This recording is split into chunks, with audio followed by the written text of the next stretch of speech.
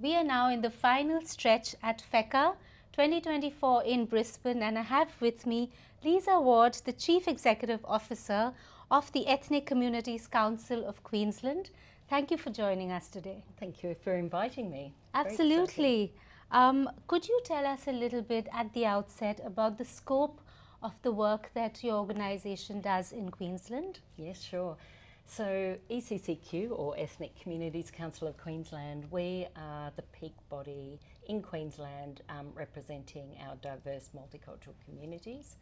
So what that means, we're a member-based organisation, so we've got over 500 members. The majority of those are different ethnic organisations themselves, and our board is actually voted on by our members.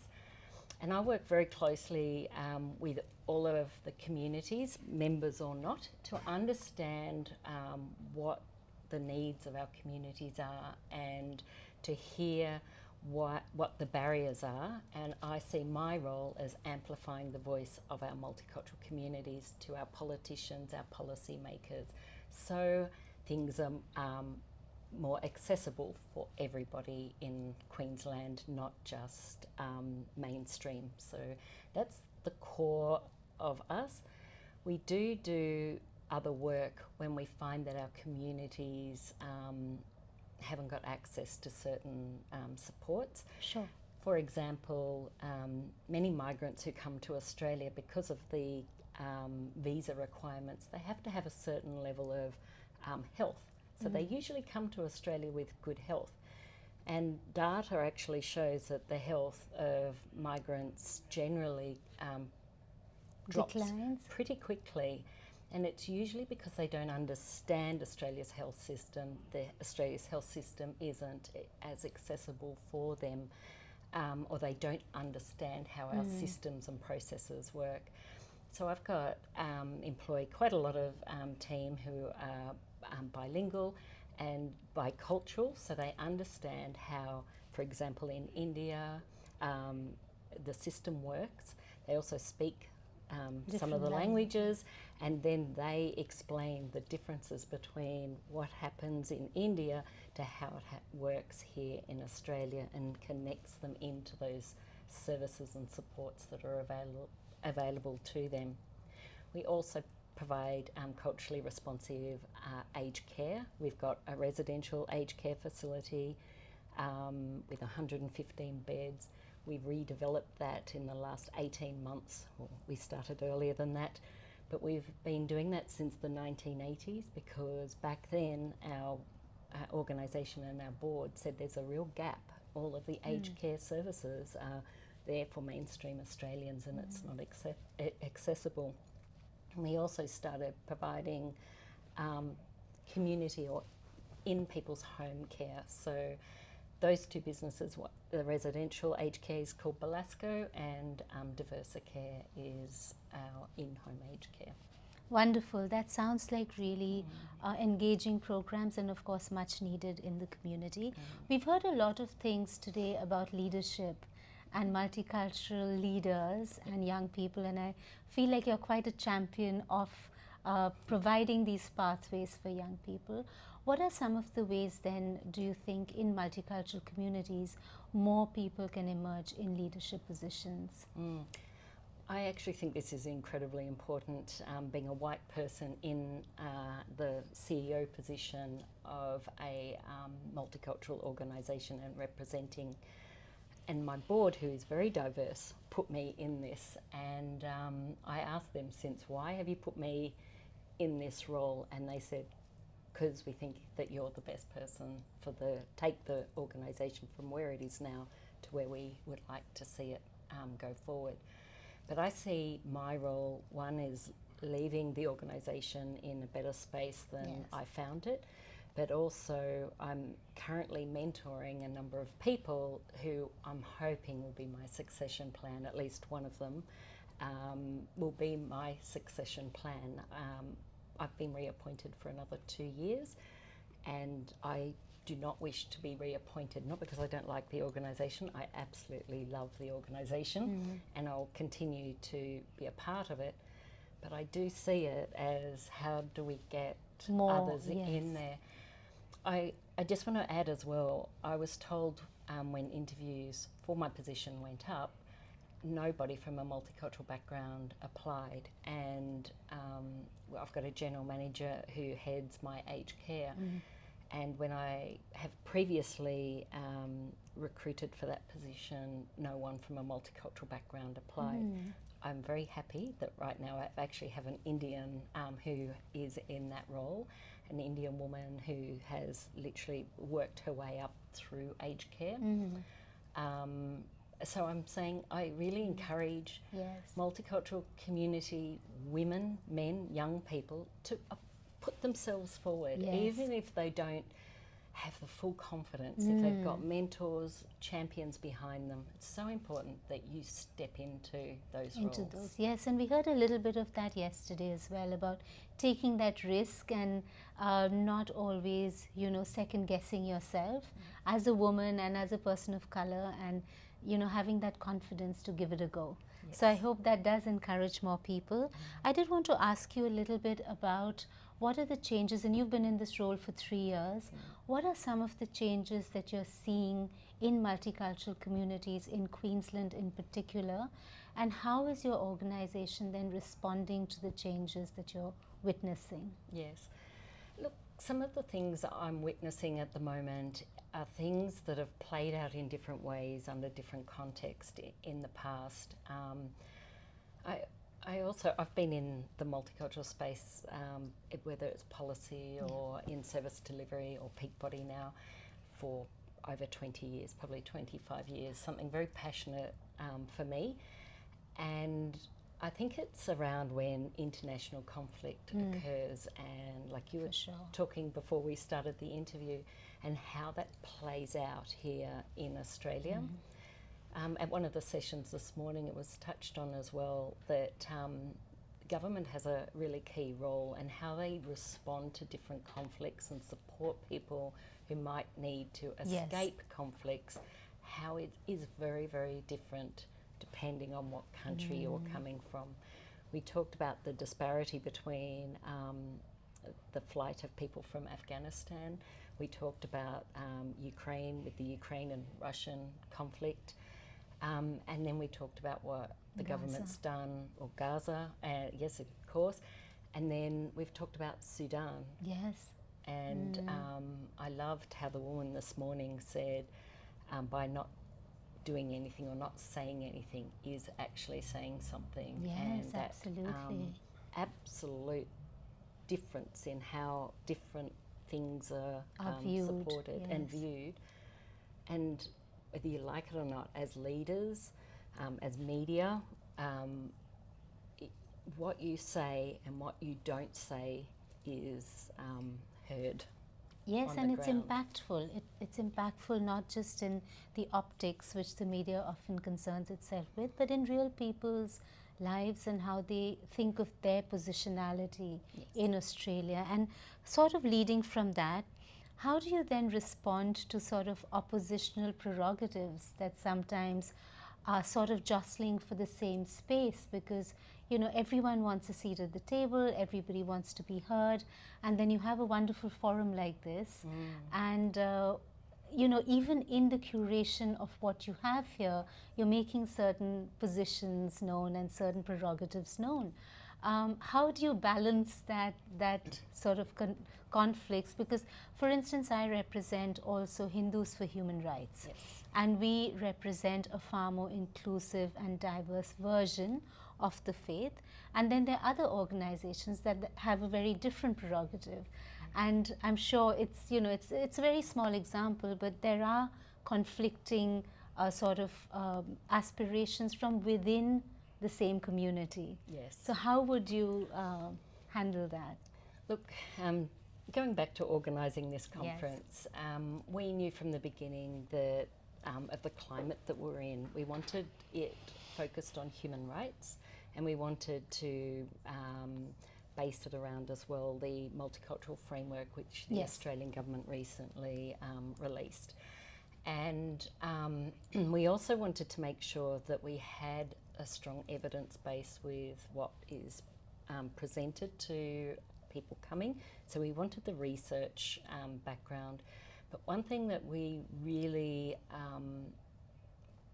wanted was people with lived experience voice. So we knew where we were going, where the key issues were. We let the submissions and of the abstracts that we receive dictate where our priorities were.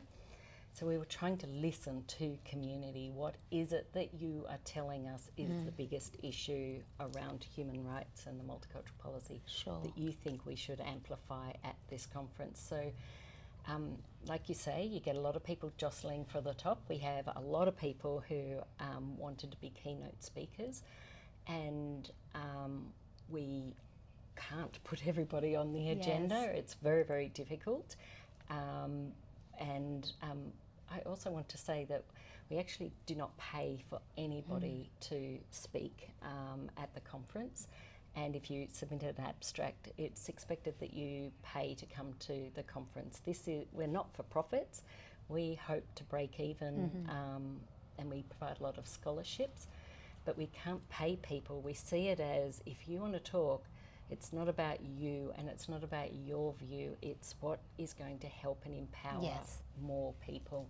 So it's seen as you giving to the community by being present.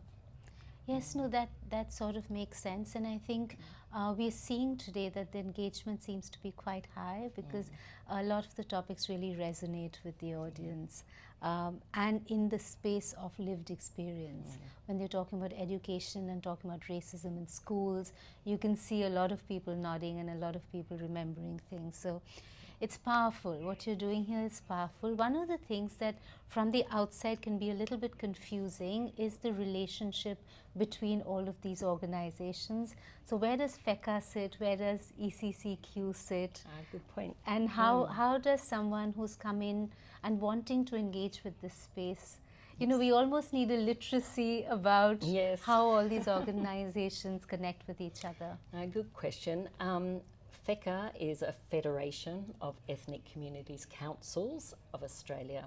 So federation is you need to be an association yourself, and we have one based in Queensland. Is the Queensland branch is the Ethnic Communities Council of Queensland, which I'm the CEO. We have one across each state, and we also have some regional ECCs. So we've got the Multicultural Community Council of the Gold Coast, for example, and Shane is the CEO of that organisation. From the broader state-based organisations, the chair of our board, so Elijah Bull in my situation, he sits on the FECCA board. Okay. So he's part of both then? He's part of yours and he's part of the board? Yes. So FECCA doesn't have individuals or other, for example, the Federation of Indian Communities Council of Queensland or Australia does not sit on FECCA. It's the broader ethnic communities councils or migrant community councils, depending on each state's version of that. So it's looking after all migrants, not just one. But for our organisation, the Federation of Indian Communities Council of Queensland, for example, does sit on our, is a member of ECCQ, and they vote for our members of our board and our chairperson and deputy chair people. So you need to be part of the organisation. You can join ECCQ. For us, membership as an organisation is $25 a year. Yes. As an individual, it's $12 a year. So it's very minimal. It's quite accessible. Yes, accessible. It is accessible. And Hindus for Human Rights is a member of ECCQ and ECCV and I think a few others as well. So one of the things I wanted to ask you that, of course, these conferences are very, very, they're learning opportunities and we get to see so many different perspectives. One of the questions is then after the conference, how is it that the communities that we're actually talking about, and who perhaps can, I know you do scholarships, but there are large parts of the community for whom this is inaccessible. Yes. How do you bridge that gap, or is there any thought about making it a little bit more accessible to the communities that we're discussing? Yeah, I completely understand, and I think I understand FECCA, so we're co-hosting it. Yes. It's a FECCA biannual conference, and I think it's something that they've talked about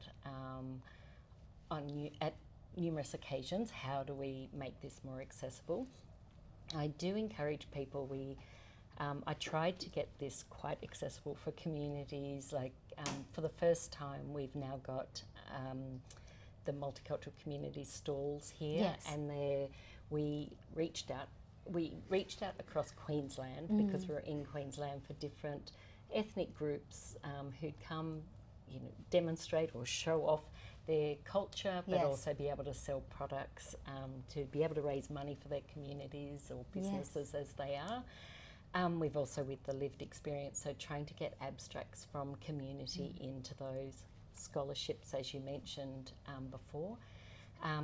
In Queensland, ECCQ also promoted to get discounted tickets for our multicultural organisations, of which some did take up.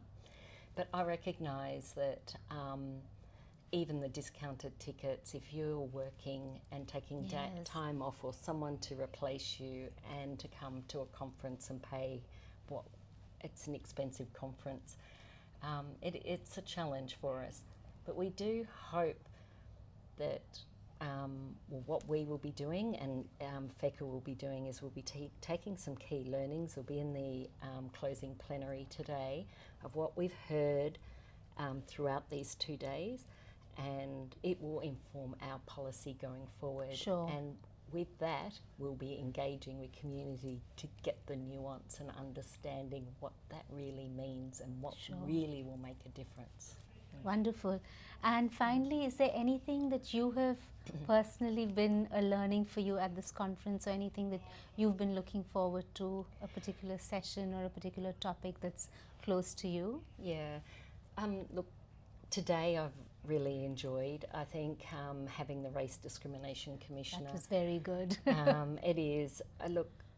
In my role, I do get phone calls from individuals and telling me their stories and their concerns. And I remember, I'm going to say 2 years ago now, actually, it was an Indian doctor here from Queensland, and he told me how his 7-year-old son called out one of his peer in his class a racist because of the way he was being treated. From then, that little boy, the Indian boy who was the victim, turned into really the agitator in this. And the school really punished him because that was a nasty word to call that person a racist. And he's since left that school, and his family sold their house and they had to move to another suburb to allow their son, year 7, sorry, not year 7, he was 7 years old, to go to another school. And that really hit me hard. And I've been working very, very hard with Queensland Human Rights Commission and with Department of Education, Griffith University and Multicultural Affairs Queensland to make some changes, because in Queensland Government they currently do not have a policy or process on how to deal with racism in schools. I'm very pleased to say our advocacy that we have done has been finally heard, and in Queensland they are implementing all of our policy recommendations. Ernst & Young's working with them on how to implement the policies in the best way in a staggered approach. But my heart still goes to that 7-year-old boy, and just Who to didn't go, know what he did wrong. he did nothing wrong, and for the school to persecute him. And I have to add, when I started advocating and talking about this, I actually got very senior people saying to me, but we should not be calling people racist. And so having that conversation around racism, I think, is incredibly important, because I still don't know I understand, and if I don't understand, I can't advocate how we help these. So we're going to be putting in a process. Sorry, I'm going to expand on this, because it's something I'm really passionate about. This is very important work. There's a gentleman that actually works with me. He's of African background, and he has told me how his nephew has recently been in hospital due to mental health impact of racism that he is exposed to at school. And I talked to him about his nephew, his niece and his son, on how we can help. And I'm going, how do we stop them being persecuted? Because when they actually call it out, they get like beaten up, they get the social media calling them out. What's going to happen to them? If the teachers actually Even respond to it, and in a positive way, not a negative way. And I go, well, and his kids are saying, no, don't say anything. That's the first thing your child will say, don't say anything, Mom. I don't want the repercussions of a teacher calling them out, because they'll know who they're talking about. Yes, and they don't like to stand out in that way and be called out, yes. So that this discussion and understanding and having government, policymakers, service providers and community, people with lived experience here, so we can actually solve some of these problems. That's wonderful. What comes out from I would absolutely love to engage further just on this, what you're doing in Queensland, because I think that community needs to get involved, as we've heard many times today, about co-creating solutions and finding those avenues. And I think multicultural media definitely has a role to play in talking to community, but also taking some of that learnings from community to organizations.